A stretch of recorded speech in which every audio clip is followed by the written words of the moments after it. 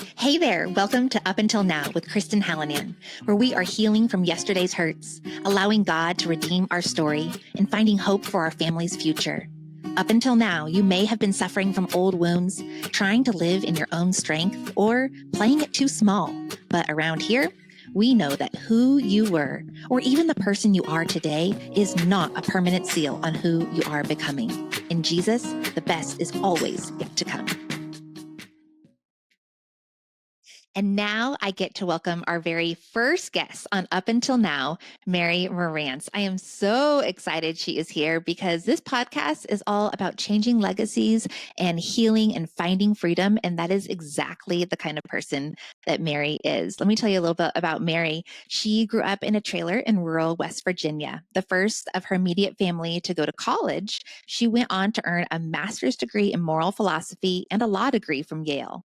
After turning down six-figure salary law firm offers in London and New York and starting a photography business with her husband, Justin, where they were later named one of the prestigious pro photo Legends of Light, they have since gone on to build a successful online education platform for thousands of creative entrepreneurs worldwide.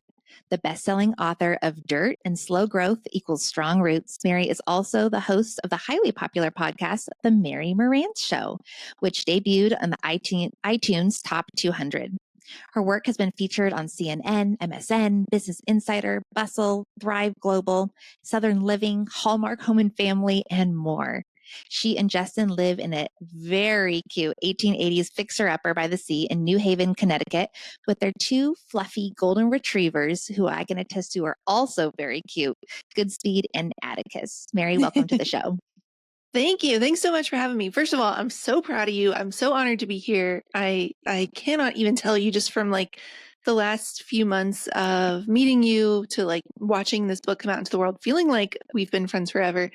I feel big sister energy happening right now with this coming out, and so excited to be part of this and to be the first one.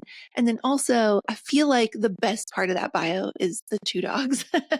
Yes, they're so sweet. Yes. Yeah. Thank you. You have been such an encouraging champion, and you've taught me so much. And I have looked up for you for so long. We met at a retreat in the Smoky Mountains, and I will tell you that I squealed a little bit on the inside when I saw your name on the guest list because I read Dirt when it first came out, and it just rocked my world. It challenged me and encouraged me, and I felt seen and known. And then not long after, you came out with Slow Growth Equals Strong Roots. And I have a copy of it right here because I want to show everyone. It is the most gorgeous book I ever did see. And you think it's gorgeous on the outside, just look at the inside. But it's not just gorgeous because of how it looks. It's gorgeous because it's bringing people freedom. And I love that. You say, this book is for the woman who is always on, who is always performing. And I think so many of us can relate to that. I know for you, it was rooted a little bit in a childhood where you didn't feel those things. You didn't feel quite good enough. Can you share a little bit about that? Yeah, definitely. So, Dirt is really about growing up in a single wide trailer in rural West Virginia. In the 80s, which, like, shocker to nobody, the single wide trailers built in the 80s were not necessarily built to last. These were not legacy longevity properties that you could buy into. And so not too long after my very young parents, who got married when my mom was 17 and they had me when she was 20, and they bought a trailer because honestly, they got into a little bit of a rush to have their own place. And I think like we could just go down rabbit holes and rabbit holes of like the consequences we deal with when we try to rush things or we try to get to places that we're not quite ready for. And we get in a hurry, we end up making these bad investments. And big air quotes around investments in terms of our lives and our time and our gifts.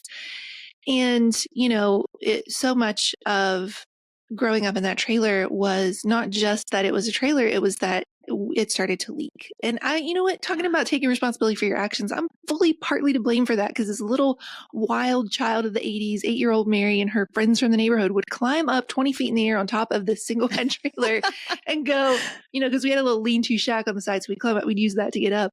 And then we would just, in the rain, go sliding like the world's most painful slip and slide you ever imagined, rivets from the bolts ripping at your skin. And then shocker to nobody, it starts leaking. The aluminum panels kind of boom, boom, between your feet, beneath your feet. So it starts leaking. The ceiling starts to cave in. The muddy water starts to pour down. It's coming through this Pink Panther fluffs of insulation. We had buckets strategically placed. Then the floor starts to cave in. So you have to know where to hopscotch on the carpet to not go all the way through. Yeah. And then you add July, you add summer, and the whole place starts to reek of mildew. And that's the kind of thing I say in the book that clings to your clothes and your very dignity. And so, Kristen, I feel like even now, as almost 44-year-old Mary, I still walk into most rooms feeling like 8-year-old Mary is the one introducing me. That when people look at me, that's all they see. This really bad decision to get a perm meets scraped up knees, meets like muddy, filthy, what were once white tennis shoes. And so my whole life has felt like one big exercise in combating my nature, in combating who I was, trying to get my hair to lay perfectly in place to make up for that wild, unruly, untamed version of myself. Yeah. Both in the perm, this 80s ability to chemically alter your natural lot in life, but also this wild child from the sticks, So I don't know. I don't want to like talk forever or whatever on the first question, but I feel like if you're listening and you know what it's like to be like, all I see when I look in the mirror is this version of myself I never want to be again. We want to run so hard from it. We think it's broken. And so you become this version other people see and they would never guess the hard things you've walked through. Then you're in the right place. This is a good episode. Yes. And gosh, I mean, that's just a word for all of us. Like, no matter where we land on that spectrum of how we feel about our own past, it's just good to keep that in mind about other people. When they walk in a room, we have no idea what they're carrying with them. Yes. And, a front that we see, the person that we're seeing is likely covering up and trying to make up for so many things that they're carrying with them from their past. You talk about feeling constantly left out or like you were going to be underestimated when you walked into a room. I love this quote you said in Slow Growth. It said, "I will always be the person you'll find off in some dark corners or hanging out with the only one other person while we discuss our deepest hopes and fears. Hi, I just met you. What hidden shame are you carrying around that we can work on tonight?" I'm super fun at parties, guys. I loved it so much because I can so relate to that. That's just like going deep quick because you feel like if you are going to be seen in the rest of the room, it's just going to hurt too much. How was that feeling affecting you? I think it affects everything, right? It's like they say the fish don't know the water's toxic because they're so immersed in it. And I talk in Slow Growth, I think actually in that entry about these rose-colored glasses that we can all wear. And I say here, I like to imagine these trifocal glasses, the Ben Franklin glasses from National Treasure. You can raise them and different words appear on the map. And I say it's a filter for how we believe it's, how we see the world, but really more to the point, it's how we believe the world sees us. And it becomes this currency of confirmation bias. Whatever we look for, we find. We're looking to be overlooked, underestimated, left out on purpose when they make up the invitations, the kind one, the quiet one, the one so often taken for granted or discounted. And my filter does not like for me to look at evidence of the contrary. It does not like for me to look at the times when I was given the invite or the opportunity, when somebody did speak life into me and tell me what was capable. It only likes to remember the times when somebody looked at me and said, "Nah, you'll never amount to anything." And man, Kristen, we can talk about this, and I think we should actually, but that can become both our biggest hindrance, these chains tied up around our ankles, but we also start to use it like jet fuel. Right. There's that great sweatshirt that says, "Underestimate me. That'll be fun." And we become a little attached to that energy source, that fuel source. In order to go do the things we want to do. Does that resonate with you? Do you do that? Totally. I used to wear the tough girl badge of honor and, look at all these things that I've been through. They just mean I'm so tough. And really that just meant I'm so wounded and haven't healed. Not necessarily that I was so tough. I mean, it can be both. It can be a both and, because, Yeah. you resilient for sure. Resilient for sure. Yes. Yeah. Resilient, Yeah. but had a little bit too hard of an outer layer on. Yeah. Yeah. It was a one-way outer layer. I could see out of it and see other people really well, but I did not want anybody's, kind of like those mirrors they put for investigations, like, do not look on Yeah. the other side coming in. That's right. Yeah. Yes. Yeah. 100%. Yeah. For anyone who had a childhood where you didn't feel seen and heard, I think it's so easy, like we've been saying, to get wrapped up in this just yearning for someone else to see us, just like to notice the good that we offer. I love a quote that you shared on Pinterest, something to the effect of, you have worked too hard to come too far for people to still be unsure about you. I was just like, oh, I can feel that one. But then you immediately followed up with a Bible verse, Galatians 1:10, that says, am I now trying to win the approval of human beings or of God? Tell us why that quote resonated with you, why it struck you, and then what God's been teaching you. Yeah. Well, that first quote to me has the same sort of, I used that phrase earlier, jet fuel. We'll just continue with that. This sort of jet fuel. It fires me up. It makes me feel like I go into like ludicrous speed, from Spaceballs or whatever. Yes. Underestimate me, that'll be fun, is right up there with, you've come too far and worked too hard for people to still be unsure of you. Yeah. And what that quote, I'll just start with what the quote says to me and why it pinged that raw nerve in me, is that I know the excellence that I bring to the table. I know the dues I have already paid. Yeah. I know the wisdom that I carry. I know the authority that I walk into a room with and the anointing on my life because of God and also the story that He has given me. Mm-hmm.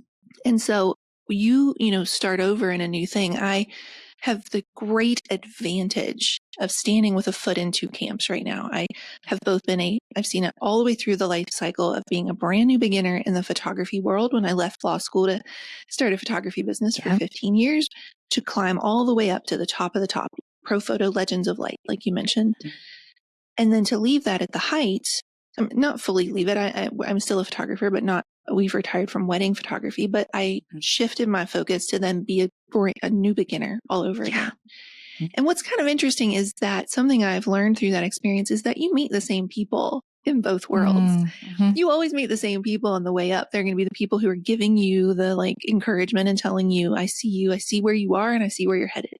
The problem is the general population. I'm going to make a really unscientific analysis and say that 1% of people fall into that category and 99% of people fall into that they can't see it until it's already happened. And you will not matter to them until you are, quote unquote, somebody to them. And so a script I have started to replace that with is, that's okay. You'll just meet them later. It's kind of, that's a little more on par with Steve Martin, be so good they can't ignore you. But all of them, if we're being really honest, if we want to go down a layer deeper, all of them still come back to, I'm going to show you. I'm going to show you how far I've come. I'm going to show you made a mistake. It's Julia Roberts energy, big mistake, huge, right? Yeah. And so when that's one level of healing, but the deeper level of healing is when we go, this might not even be about me. Or maybe it 100% is. Maybe they look at me and they see a nobody. Yeah. And someday they'll look at me and I'll be their new best friend and they'll want to come, rub elbows with me, whatever. But in either case, who I am, the rock solid ground I stand upon, my identity, whether I know it's good or bad or the excellence I deliver, none of that can depend on other people either seeing me or not seeing me. Yeah. And that was like a big work of that book of Slow Growth. They say each book you write is really the book you need and the work that needs to be done on you. And that's been a huge, huge part of it is, man, what would happen if you just stopped worrying about it either way and you just showed up and did the work you were called and created to do? That's good. Yeah. Getting out of our own way. That's good. And I think it disempowers other people from the ability to rock our world. They can no longer throw us off our tracks if that's not where our worth is found. Yeah. It's really good. You're writing you write in your first book. You wrote your first book. You're releasing your first book. Yep. You know what I'm talking about deeply. right? Yes. As you've been putting this out into the world, as you've been making those asks, you know that there are the people who get it, who look at you with the eyes of a coach, a mentor, a visionary, who discernment, they see beyond, you know, the exact starting line and they go, I see where you are, but I see where you're going. Yep. And then there's everybody else. And Yes. it hurts. It It hurts does. in the beginning, right? It does. Yeah. Yeah. And I think that's true no matter who you are, how old you are. I mean, I even see that in my kids that, you know, I have some quirky kids and there are a handful of other quirky kids that like really see them where they are and love them for who they are. And then there's a lot of kids who don't. And I think that just never quits our whole life. Yeah. But I'll tell you what's fun because I said, I've watched this movie once before, right? Yes. And coming up in the previous industry, you know, spoiler alert, you do reach that point where those people who could not have cared less suddenly are asking you how you did it. Yeah. 100%. That's the underdog in me that needs to just like have that happy movie ending. But it is true. It is true. Or you get there, you get to where you're going and they're no longer doing the thing anyway. Yeah. Yeah. Yeah. That's really good. I think a really hard part of the process of healing when we've come from these difficult backgrounds that you do really well is both allowing God to redeem your story and still honoring your roots. You said sometimes it can feel like a struggle and failure is wired into our DNA. And I'm like, oh, that's true. How is it that you have honored your family roots while still deciding that you're going to do different and you're going to do better? The first word that comes to mind is boundaries. Yeah. Really hard, solid, strong boundaries. I'll just give you the most practical example.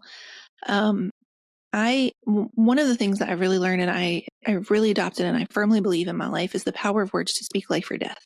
Yeah. And that what we are speaking over our circumstances in large part becomes the reality that we see.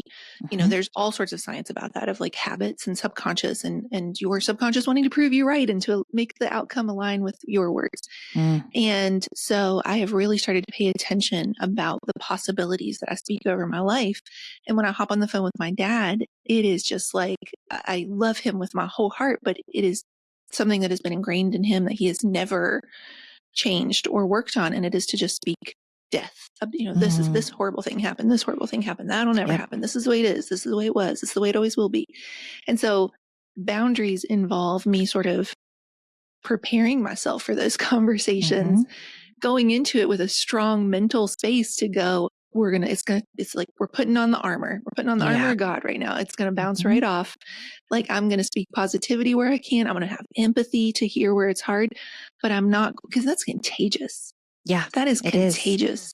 And so if I am going to be the break in my family tree, one of many, many, many things I need to work on is not adopting that this just doesn't happen to people like us attitude. And you would think as the father of someone who has these things have happened to show like actually it can happen for people like us, that would start to sink in a little bit. I talk about that in Dirt when we take him to Hawaii for the first time. My dad had never been on an airplane in his life. His first flight was an 11-hour nonstop flight to Honolulu, where he tried to take the 32-ounce super pack of mouthwash on the plane. No, it's 3 ounces. Yeah. And so we're sitting at dinner and he's like scratching at the, tablecloth, the white linen tablecloth, and he gets tears in his eyes and he just says, when you have told yourself your entire life that something will never happen, and then you're sitting here and it has, it makes you wonder about all the other stuff you said you couldn't do. Yeah. And he had a glimpse of that, but then our minds are powerful things and our neural pathways are very powerful things. And he sort of slipped right back into it.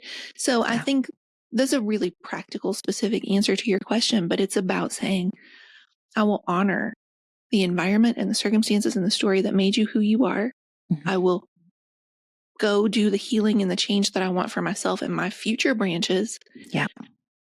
I will help you in any way I can if you want to change, but I will also understand that I cannot force you to change. Yes. And so that's kind of where that boundaries come in.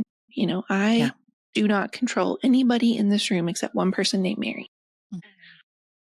I love that you use the word contagious because I think that is exactly what's happening in all of our family lines. Unless we're doing something to heal and stop it, unless we start taking some vitamin C and building up our immune system and making the situation be different, everything just passes from one generation to the next. And you're talking about that really negative attitude. I saw that in my family, but also struggling with depression, like addictive type personalities, not valuing the truth and the words that come out of our mouth. All of those things are just these learned behaviors that, unless we wake up to really the disease that they are in our lives, then we are not doing anything to stop it. I like in the beginning of Slow Growth Equals Strong Roots, you ask the reader, are you ready to stop running from your own story? Good. Now the real work can begin. And so many of us have parts of our story that are just really hard to face. The story just seems to follow us. What are some Yeah. ways that our story follows us into adulthood and keeps us playing small? Yeah. Well, the first thing I want to make sure that I say is if you heard that and you thought that what I was saying is, it's in the past, like it's no big deal, like just like get over it already. Or if you heard it and you thought I was saying like, no, let's sit down this afternoon and confront everything. Let's just unpack it all and be done. Neither Yes. of those things am I saying. What I'm saying there in particular is it's talking about a part in the book in Dirt where I wanted people to really understand how primal, visceral, and survival it can feel for those of us who had a hard story to try to outrun it. And so I use this image of the girl in the red cape and the big bad wolf ripping at her heels. She runs because she knows if she stops, it just might kill her. She Mm-hmm. runs so hard from her story that she stumbles into success. And so Ooh. when I say to you, are you ready to stop running from your story? What I'm really asking is, are you ready to stop living as if achieving and your next gold star, it matters so much? It's as if your life depends on it, that you don't know how to breathe if you go too long without one. Are you ready to stop pretending like this wasn't a big part of what built you? Yeah. Are you ready to stop pretending like this story disqualifies you before you even begin? Can we reintegrate who you were, who you are, and where you're going? And so, very fun Easter egg is in Slow Growth, we revisit that exact same scene, except this time from the perspective of the wolf. And we find out that the wolf was not the villain, but the protector, that it was created to help this version of us survive. It was a protective, sort of playing on what we know in psychology about having these protective parts like fear and an inner critic. Yeah. It was created to help you survive and to protect you. And its heart is breaking that it's scared you away again. And there's a prayer in that entry that says, when I think about healing, I picture the wolf, the girl in the red cape, and me as I am today. We're in these green pastures. We're at peace. We're playing. And it's like a bringing all these parts back together. So running from your story, that's anything that we do to pretend like we're not still that curly haired girl growing up. So that I just want to kind of put that out there and then ask the second half of the question again. Yeah. What are some ways that our stories follow us into adulthood and just keep us playing small over and over again? So this is the great work of my third book that is now in first draft form. in I want to bang my head against the wall every day, first draft form. It'll be out the spring of 2025. So we're still very early in this book, but this is, I said earlier, the books that you write are the books that you need and the work that's being done in you. So first I had to make peace with my past, with Dirt. Yep. Then I had to stop holding my present prisoner to my past, achieving to try to compensate for it with Slow Growth. And now I have to come back now that those two things are peeled away. And I have to say, where are the places where I keep playing small, where I keep counting myself out, where the things I haven't even dealt with are making me expect to fail before I even begin. There's this paragraph in Dirt that becomes kind of the start of book 3 that's like, you can call it whatever you want. Self-doubt, fear of failure, it's lists like 20 things. And then it's like, or just a plain old pervasive sense that no matter what you do, you will never be enough. Pretty fun, right? Yep. And so I think that the work of this third book, picking up with your question, is where are all the places where we look out, and for the life of us, we can't understand why other people can just decide on a thing or learn a thing and then they just go do it. They implement, they execute, they achieve. Elwood style. What? Like it's hard? What's the big deal? Meanwhile, we're over here pushing the boulder back up the mountain for the 12th time. We're Mm-hmm. almost to the top. We're almost to the breakthrough moment. We're almost to those wide open, expansive views. And at the Yeah. last minute, just before we get everything we ever wanted, we blink and we lose our grip and we lose our way and the boulder rolls all the way back down the mountain. Yeah. And so for those of us who don't understand why we keep self-sabotaging, why we keep being our own worst enemies, why we keep almost getting there and then going, just kidding. Oh, wait, people are actually going to look at this thing that I want to put out into the world. Just kidding. Oh, wait, I might actually have more than barely get by. Just kidding. Yeah. Right. And so we don't trust ourselves to have more. We've spent a lot of our lives believing more would be our downfall. Uh-huh. And we keep starting over. So that's what happens. That's what happens when you try to outrun your story is you spend the rest of your life starting over. I love what you talked about the wolf and that what he was trying to do all along was actually give us these signals to protect us. And it makes me think of what trauma is doing in our body and when our brain dissociates when we're experiencing those really hard things. And it's doing that to help us survive, to protect us and sending those shots of hormones throughout our body to help us survive, to get our rear in gear. It's just when we get stuck there, that's the problem. Yeah. That was really You know good. what that makes me think of really quickly is I'm a huge fan of the show Mom. I'm actually a huge fan of Allison Janney in all respects. But she's the lead on the show Mom. Very few people that I talk to ever are like, yeah, totally Mom. But it's like a really super popular show. But anyway, it's basically this show about a mom, Allison Janney, and her adult daughter, Anna Faris, who have both struggled with drug and alcohol, and they're in AA recovery now. And at a certain point, Allison Janney's character discovers that she has ADHD, and she's grieving of how her life might have been different if she didn't have this. And her therapist, played by Rainn Wilson from The Office, Dwight from The Office, says, Bonnie, what you don't realize is that if you didn't have that ADHD, you might not have survived your childhood, right? That helped you tune out and be distracted during the hardest things. Yeah. And that's sort of the tension, right? It's the tension of like these shackles and handcuffs and heavy weights that we're trying to go through life with that other people just don't have, while also making peace with them to go, I thank you for what you did then, but you are no longer needed now. Yeah.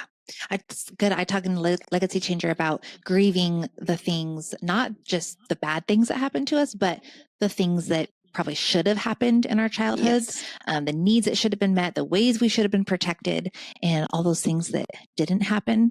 And you're talking about them actually being more of a superpower or something that we can lean into, ways that protect us too. I have a quiz on my site. What is your cycle breaking superpower? And that just targets like, what were those needs that went unmet? And what skills did you develop because of them? And how can we use that to your advantage now? And, God uses all things for good. And these things that were not meant for good, that Satan loved to twist and hurt us with, like God's like, no, I can use even that. So that's really good. You know what I love about that? Let me just add into that real quick is I just watched an interview with Dwayne "The Rock" Johnson, who, spoiler alert, I'm just like super love him. Like not like I have a crush on him, but like I just think he's like so inspirational. And he was being interviewed with a partner for a new venture that he's doing. And the partner said about him, when you've been hungry, you will never again feel full. And that has been his like super secret success, is like he has that drive, he has that ambition. And I thought to myself, that is both simultaneously so true. And also what we know is that, our greatest strengths and our greatest kryptonite are often just the same thing on different ends of the spectrum, right? When they get taken to extreme. So it might be a super power of ours that like we didn't have a lot, so it makes us really driven, but that drive can also be our undoing, where it never feels like enough, or we burn out really hard, or we're never satisfied, we're never truly grateful, we never feel like we can blink. And so I love that you're talking about this, that like these needs that you had can be a strength, and then we can also figure out how to keep that strength under control, right? To use these things like the wolf rather than making them, I talk about in slow growth, making it dance in your 3-ring circus show, dance, doggy dance, like as long as I can keep achieving in my high wire act, Yep. that we actually care for those things in a healthy way. And so tell us, Mhm. where can they find and take that quiz, by the way? Thank you for asking. It's just on the homepage of kristenhallinan.com. So I'll link that in the show notes. You talk about this moment where the hero finally gets everything they've ever wanted, which I think is like, for those of us who've been the underdog, like that's what we've been dreaming about. But what if the success is the real moment where trouble began? And I think that's Yeah. what you're kind of talking about, where we take these things way too far. And I see a lot in myself and other people I know that have gone through trauma, this kind of black or white, like all in or all out personality. I think trauma and pain kind of does that to us. Like we're so used to lack, and so we drive so hard, or we're so used to being rejected, and so we cling so hard. Yeah. Tell us about, like, I know achievement is where you found that in your life. Is that right? 100%. 100%. And I'm actually going to pull it up here if I could. And I'm going to read that. It's just a short section in Dirt about the, what you just said. The hero comes along. What if success is where the real trouble begins? And I am so glad you said underdogs, because I am spoiler alert for everybody who's listening and has not already caught this. I'm a huge movie fan. And there will always be movie quotes. I speak fluent movie quote. I make sense of my entire life through movies. And then you realize, like, oh gosh, those scripts might actually be broken. So let's talk about it just a little bit. There comes a time in every story when the hero finally gets everything they ever wanted, and that's usually when the music swells and the credits roll, or the last page turns, or we just flip the channel. I believe there's a reason for that. We don't want to spend too much time with somebody once they've gotten everything they've ever wanted. They become insufferable. They become unsympathetic. They start using words like whom properly in a sentence. There's no more mountain left for them to climb, so we're out. We're underdog people. Get out of here with your all my dreams already came true nonsense. Just take your football and go home, Rudy. Go live your happy life and let us be. We're already on to the next unlikely story. But what if success was where the real trouble began? What if we got everything we ever wanted, only to find out it doesn't change a thing about not liking the skin we have to do life in? This dirt still caked under our fingernails. Then once we go home and tuck ourselves between the cool cotton sheets where it's just us and the darkness settled in, it hasn't changed a thing about how easily we can lay our heads down and fall asleep at night. We feel like a fraud, a walking, waking imposter, and we hate ourselves for still feeling this way. If anything, it just makes us hate every raw, exposed nerve ending all the more. You should be better than this, we whisper to our thin epidermis. What on earth could you possibly still be screaming for? You have everything you ever wanted. And so that was kind of the experience that I had when I got into Yale. That's like the equivalent of Willy Wonka and his chocolate factory and a golden ticket for, the percentage of people who actually get in. And that should have been a set, safe life. That should have been the moment when the music swells, the credits roll.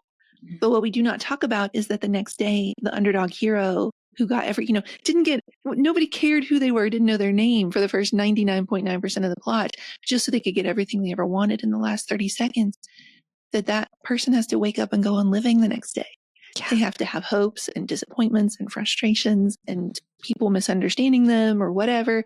Yeah. And we think that as soon as you get everything you want, your story is tied up in a bow and it's happily ever after. But the truth is, 100% of this life, of every breath that you take, is fraught with the possibility of pain.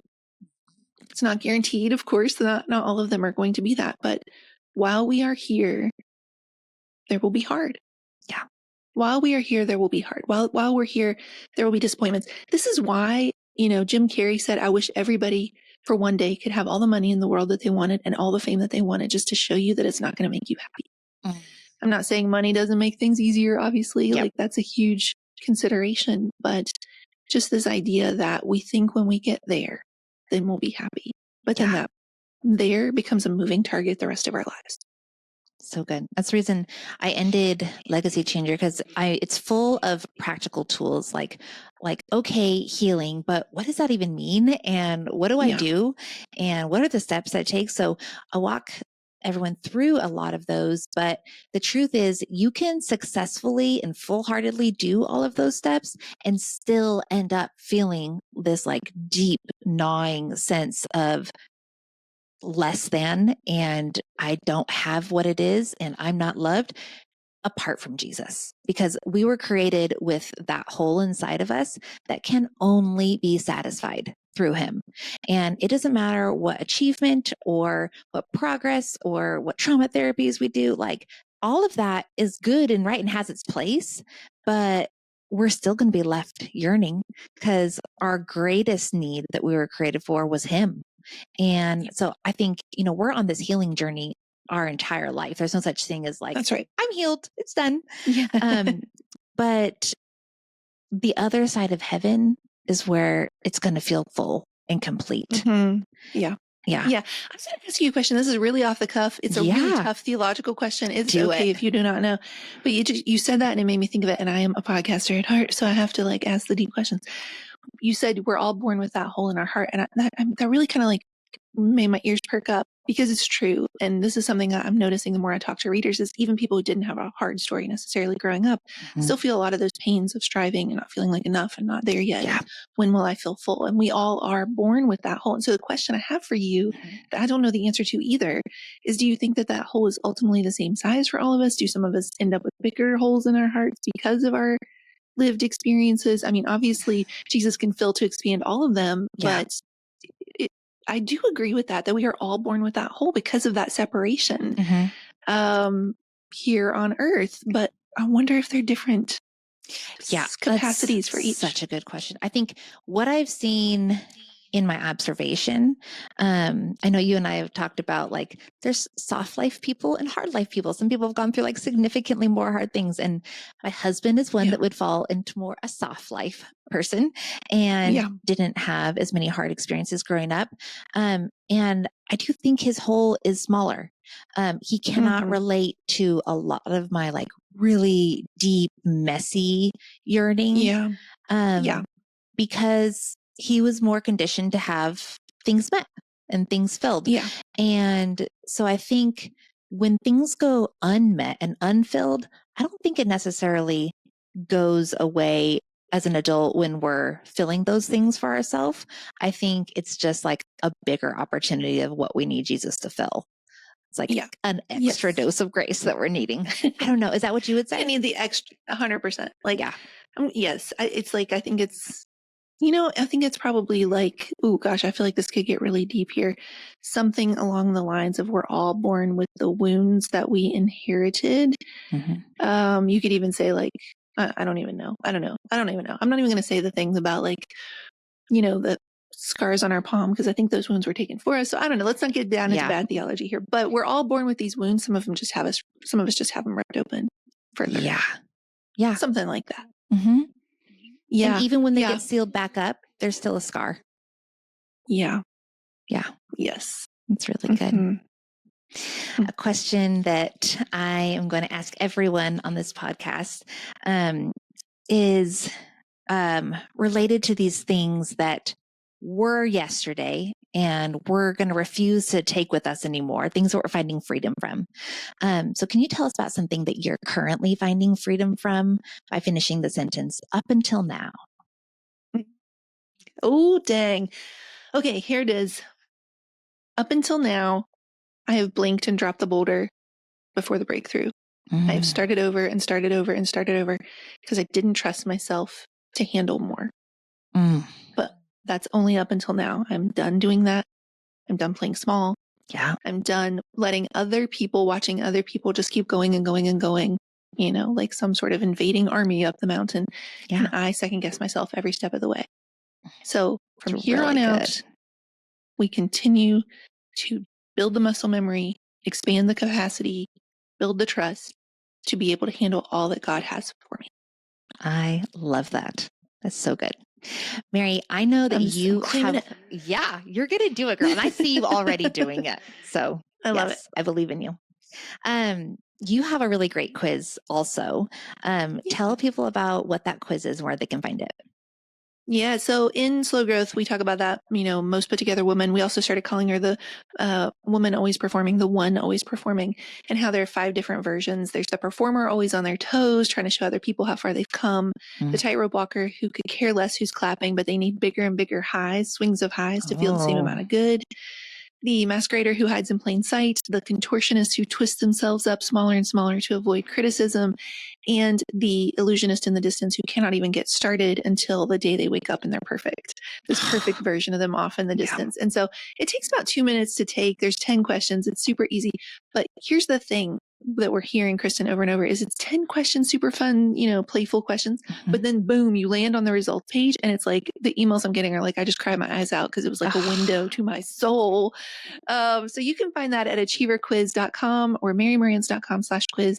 And when you take that and you land on the results page, you'll also be able to find all the other stuff in my world, like the podcast, which Kristen was just on last week, actually, and a whole bunch of other things, the books that we've mentioned and blog posts and all that sort of thing. Thank you. That's awesome. Yeah. Those achiever types, like I know for sure we can all relate to one of those. And I took the quiz myself and I can personally attest that the results like blew my socks off. She sees me. Which one were you? Remind me. Same as you. Performer. Yep. Yeah. That makes sense. Yes. Mary, thank you so much. Your just wisdom and perspective I know it's going to be so helpful to so many. Thank you for coming on. Thank you so much for having me. And everybody go get this brand new book, Legacy Changer. Get it in your hands. I've gotten to read it. It's so beautiful. And go listen to Kristen's episode on the MaryMorantzShow.com.